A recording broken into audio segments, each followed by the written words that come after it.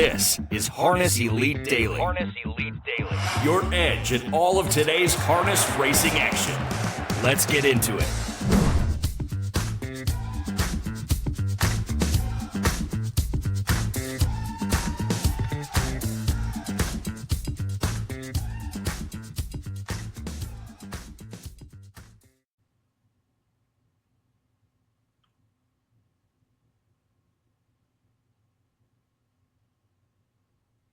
Okay, welcome to Harness Elite Daily. I'm JB. Today's May 17th, and it's a Sunday. Of course, yesterday we had the Preakness, an exciting day for Napoleon Solo.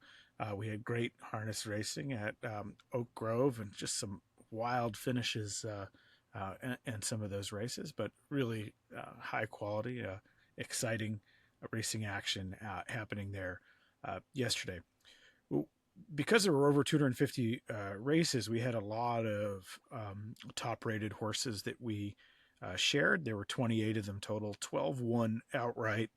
19 of them came in second. 23 of them came in third. And I think it was definitely a little bit of a learning day for this process as we share these. There were a couple picks that didn't end up being live on the tote at all, like their odds were greater than 10-1.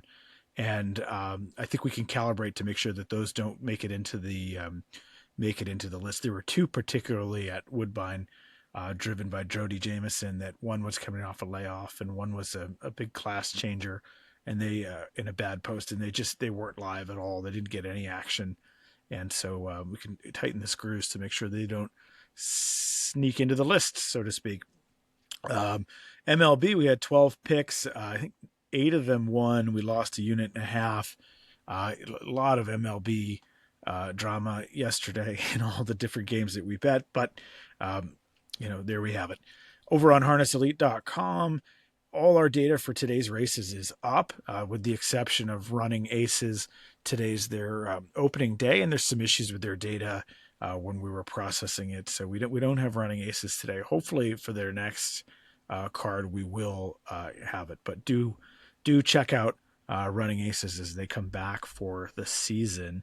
We've got a bunch of tracks running today: Bangor, Flameborough, Northfield, Philly, Saratoga, Tioga, Hippodrome 3R up in Canada, in Quebec, Woodbine, and Shenandoah, and running aces, of course. So 120 races or so today. First pass at these different cards. The chalkiest definitely looked like Bangor, followed by Three Rivers up in Canada. So no surprise with those. But if you're looking for short-priced favorites that are likely to come home, those are the places to look. Northfield looked really chocked full of value, and we'll talk about Northfield in just a second. The high-value exotics are all concentrated in Northfield tonight. So here at harnesselite.com, what we do is we have an algorithm that looks at exotic sequences, so like pick threes, pick fours, pick fives, and identifies the ones that are likely to yield an above average payout. So we do this for every sequence: doubles, pick threes, pick fours, pick fives, pick sixes, and we come up with this list each day that we share and publish. So if you're looking for a high payout, this is one of the places that maybe you would start. And the algorithm is basically saying that some of the races are really deep, and that could yield a very unpredictable result. That's one of the factors that could yield an unpredictable result. Okay, so Northfield, the pick 3 that starts in race 9, the pick 6 that starts in race 8, the pick 5 that starts in race 6, the pick 4 that starts in race 2, the pick 3 that starts in race 12. These are all, like, the algorithm loved all of these. The pick 4 that starts in race 11 as well. Those really were the top 6 or 7 exotic sequences in terms of likelihood of a high payout that we saw. That last one, Northfield race 11, that pick 4, there's a $10,000 guarantee in that one as well. So there's some high expected value there. Of course, let me just tell you, strategic wagering, I don't think there's much going on. We mentioned Northfield pick 4, Northfield race 13 is the super high five. And running aces, a pick four that starts in race 6 does have a $3,000 guarantee. In terms of other carryovers today, Flameborough race 1, the pick five has a $2,700 carryover. Saratoga race 9 starting, the pick five has a $1,900 carryover. The big race of the day today, I think that's worth talking about, is the one at Flameborough. This is race 10 at Flameborough. Hold on, I have it right here. The Charles Juravinsky Memorial Cup. I mean, lots of the top horses and top drivers are there. There's a purse, I believe it's $250,000. And, just looking at that card, and I'll post some notes in the show notes, there's some great horses in it. Prince Hal Hanover, Bruno No No No, Rick Wink, Out of Ice, Saba Rock, Sugarman. And looking at the card first pass, I mean, a lot of these horses are like inseparable. They all have the speed, I think, to win. I really liked Bruno No No No. I think I really think that this particular one, it's got the right post. It's clearly moving in the right direction. I mean, they're all moving in the right direction, but the right post. So that was my first pass pick that I liked the most. So Bruno No No No. Anyway, make sure you tune into Flameborough tonight for that. Again, it's race 10. One thing that I've noticed with my handicapping in the last 2 weeks since Scioto started, it's a good example of when things go wrong. Right when you start. For me, my win percentage there is declining. My ROI is bad. And sometimes when tracks come back on for the season, that happens, right? Like everything isn't as good as it should be, and you need to calibrate. So I'm going to tell you a little bit about what I need to do to recalibrate. One of the things that I noticed is that it might just be a statistical anomaly, but so many of the horses in the last 2 weeks that I've liked are in sort of subpar post positions.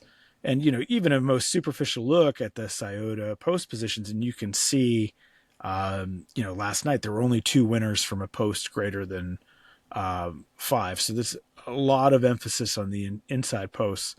And I think what you see, and it was an interesting observation that I had, or what I saw, was when there are, at Scioto, when there are dominant, strong horses in the outside posts, they create chaos, right? Because I think the drivers try to win the races from the front, and then everything falls apart because they're trying to overcome such a strong disadvantage. And so I think a lot of the horses that I was picking were in marginal poor post positions, and that sort of overcompensation was happening. So I don't know if that's an anomaly or not, in that so many of the horses that I liked were concentrated on the outside. And, all the flags were there when I looked at the data.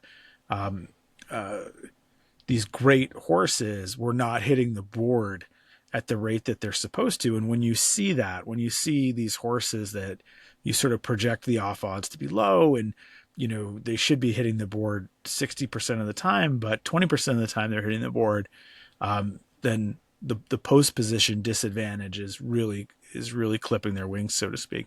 So there's some adjustments to be made there. Of course, when things go wrong, I like to reduce the number of races that I'm playing. I like to make sure that I'm properly filtering out the races that are too competitive. I like to make sure that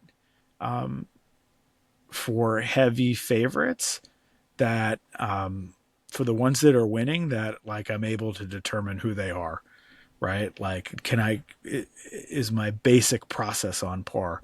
Can I determine a favorite at Scioto that's going to win, or one that's vulnerable, and do that over time? So those are like the remedial steps that you've got to take when I think things start going wrong. So in summary, I think my lesson from a track like Scioto is betting too many races, scale back on the bad post positions for now. Maybe as the drivers get back to business at this track, that they won't drive so aggressive from the bad posts. and they'll be a little bit more patient. Of course, you can use the Harness Elite tools in the today's Premier Racing, and of course in the tip sheets to filter out races that are too competitive. At Scioto, a lot of the races are really competitive, which is great. I think it's great for betting. It makes the handicapper's job um, a lot harder. So anyway, just some observations there at Scioto. I think when things go wrong. Okay. Now, each day we do diamonds or dogs. These are the horses that our algorithm spits out are the top rated horses to win each day. And like I said uh, earlier, they're winning at about, well, yesterday they won at a 50% clip or a little bit less, but they're winning on average at about 60% and or flat profitable, right? So their average off odds, not all of them are the favorite, which for any index system, rating system, or algorithm, right? Like it's really important that you come up with tools and systems that don't come up with the favorite, right? We all know who the favorite is going to be generally in most races, or, the morning line is a good indicator who the favorite is going to be. To make money, you have to have systems and tools and processes that don't come up with the same horses that everybody else comes up with. And so not every race that can't be done in every race, but in a sliver of races that can be. So when I look at the Harness Elite, these top picks, I'm also looking at the percentage of them that were the heavy favorite versus were not. And for the ones that were not the heavy favorite, those are overwhelmingly profitable. So there's some clues there on how to bet these.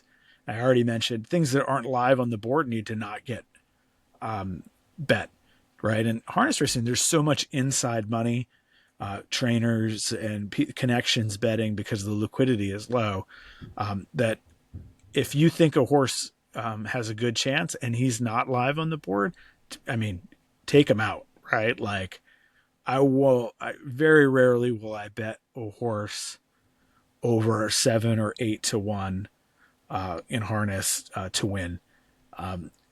Sometimes I do, and usually that's only a function of that some big money came in on a false favorite and overbet it.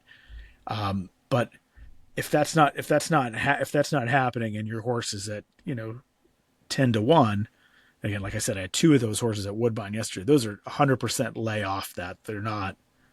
There's no way to make money on them in the long run.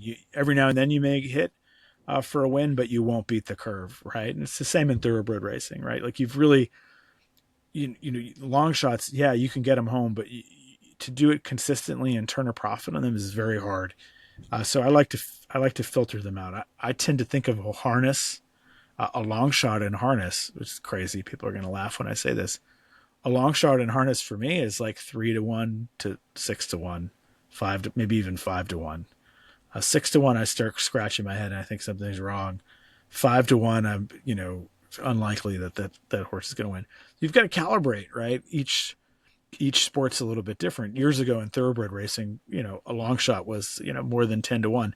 I think in thoroughbred racing now, a long shot is 4 to 1, right? Like same deal. So that happens. Okay, diamonds or dogs. We've just got a couple of them today. So these are the horses. You can play them or you can fade them. In general, if these horses are not the short price favorite, they're profitable, right? So the first one, Woodbine, race 1, from the 6th position, better be going. I mean, it's a dominant horse that's moving to an easier post. It will be super short. So I think you'd be looking for value in places other than the win pool here for this one. Bangor, race 5, number 7, Stormbringer, driven by Aaron Hall. This is a weak field for a horse with dominant numbers, trotters. I mean, for this horse to win, it's going to be a long, grinding trip from the 7 hole. So I like this one to place or to show more than I like him to win.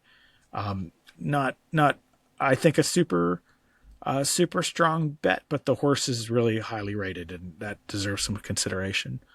Woodstock, race 7, number 3, Caviar Cadet, driven by Anthony Morgan. This was an interesting one when I was reviewing it manually. Tough to make sense of this one. The last time that he ran at Woodstock, I thought was really quite slow and was an anomaly and was different, was even with variance applied, it was markedly different from what this horse is capable of running. But he looks like he's in form, and I think he's going to make the lead. So this, I think, could be a good bet. There's a horse in the two hole that could take a lot of money, and so I think that might keep this horse from being ultra short. I still think it'll be short. Philadelphia race 1, number 4, Pack a Punch, driven by George Napolitano Jr. This horse is kind of moving into an easier race, returning to a level that he can win at. I'm pretty sure he's going to be ultra short. I'm pretty sure he makes and holds the lead without a problem. Okay. 2 more. Three Rivers, race 9, number 7, Light the Torch, driven by Pascal Berube. This is the second try for the horse on this track from the 7 position. It's a long, grinding trip that he'll need to execute to win. And the difference here, why I actually like this bet quite a bit, was that the algorithms are predicting a chaotic start to the inside of the 7 for this race. And because it's a soft field and because it's a chaotic start, that I think this long grinding trip is more likely to be fruitful for the 7 than it was last time. I think he got up for 3rd, but I do really like this bet today. Three Rivers is a place where you can definitely get a price on horses from the outside. There's not a ton of liquidity, so you're not going to be able to put down $1,000. You might be able to bet 100 or 200 though, and I think this is going to be a really good bet. Okay, here's one that was really a suspect one that the algorithm shot out. Tioga 10, number 3, Chuck the Millionaire, driven by Kyle DiBenedetto. Now, the thing with Kyle DiBenedetto that I think is that he's conservative, I think, and is more like he's trying to just keep the horses in the money. I mean, he doesn't get tons of great drives. So for him to show up on a dominant horse, already there's a flag, right? Of like, why is this particular horse not getting a top driver? And, part of it, I think the answer is in the trainer. I forget his name, but he doesn't have any wins that I saw at Tioga. So not sure what's going on. So this if this horse shows up as the favorite, I don't know if I don't know if I'm playing with him. I do like the horse in the exacta. This horse, this is the number 3, Chuck the Millionaire. He doesn't seem able at all to finish races. He seems to want to make the lead, but can't get it done. I think he'll make the lead here. There's not much there, but will he hold the lead? I'm not so sure.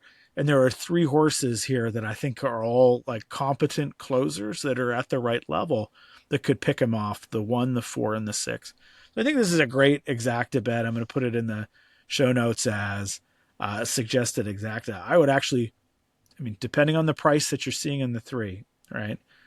If he's a heavy favorite, then I would probably respect it. I don't think that that's going to be the case. I think if anything, he's a soft favorite or a false favorite.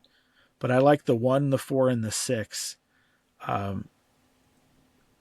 over the 3 in an exacta or an exacta box, or both, right? I think the most likely outcome for the 3 is to finish 2nd or 3rd and to lose to the 1, the 4, or the 6. So I think that's an opinion we can make money on.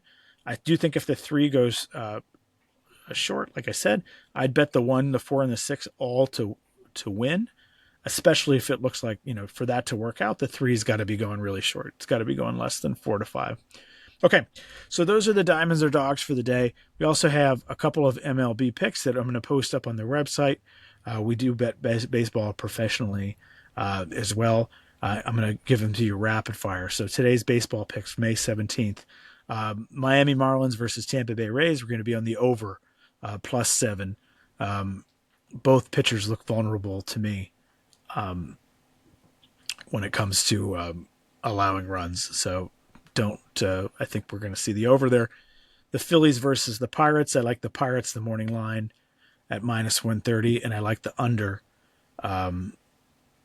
It's under 7. The Phillies offense has been terrible on the road. Scanez is pitching for the Pirates. He's been great, and so expecting a low-scoring pitching duel. Orioles versus the Nationals. I like the Nationals in the money line plus 115, and I like the under 10.5. The total to me feels totally inflated, and so both Washington and the totals are super attractive here. Reds versus the Guardians. I like the under 8.5. Both of these offenses are going to underperform, I think, and the Guardians are really bad at home. Toronto Blue, when it comes to offensive production. Toronto versus Detroit. I like the Tigers on the money line at plus 121. Toronto's road offense, I think, is subpar. Yankees versus the Mets. I like the under 8.5. There's, I think, some pretty good pitching in this game when it comes to the Yankees bullpen. The Mets offense has been abysmal. So there we have it. Okay, Cubs versus White Sox. I'll take the over here. The Cubs offense is amongst the best. Both of the starters look soft to me, so I think this is a great chance to cash here as my favorite play of the day. The Royals versus the Cardinals. I'm going to take the under. The Royals are the worst scoring road team in baseball right now, and I think this is going to be even lower than market expectation. Anyway, so those are the MLB picks today. Hopefully we make some money. I think there's some interesting harness picks in diamonds or dogs, and we'll be back tomorrow. Thanks so much.